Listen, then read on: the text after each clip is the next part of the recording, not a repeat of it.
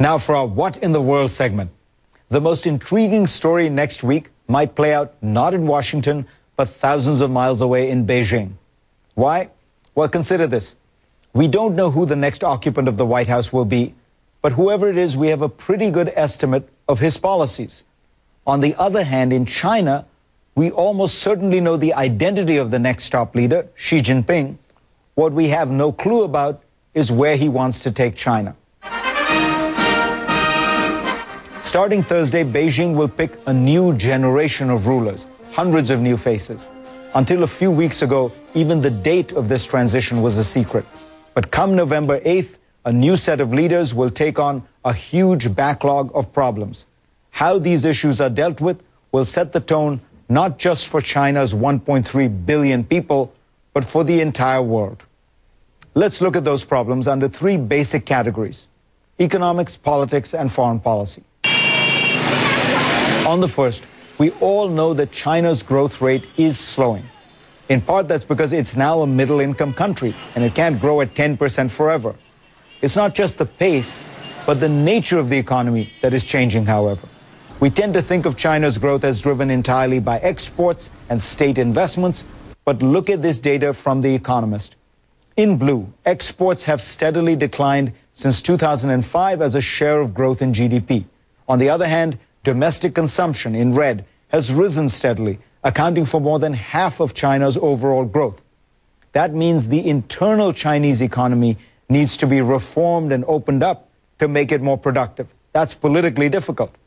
One big policy that cries out for reform is the one-child rule. China is getting old. In 1980, the median age was 22.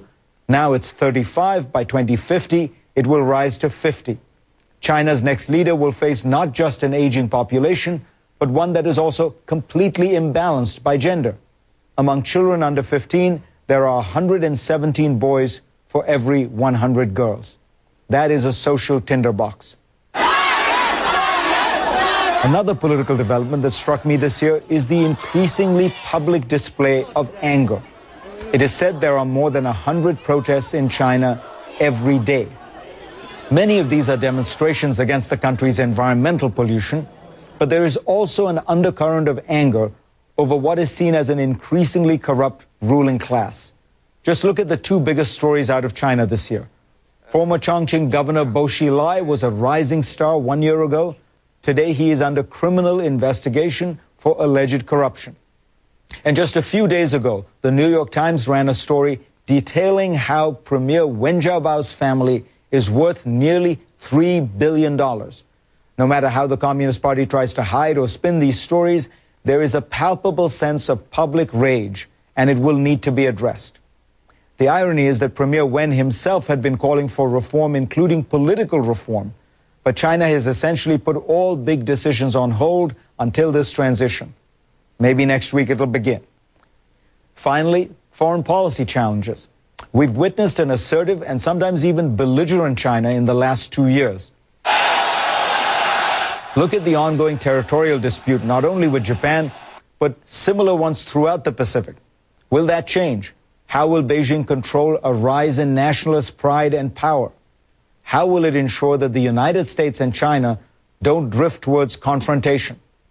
That's a challenge for leaders in Beijing and also in Washington.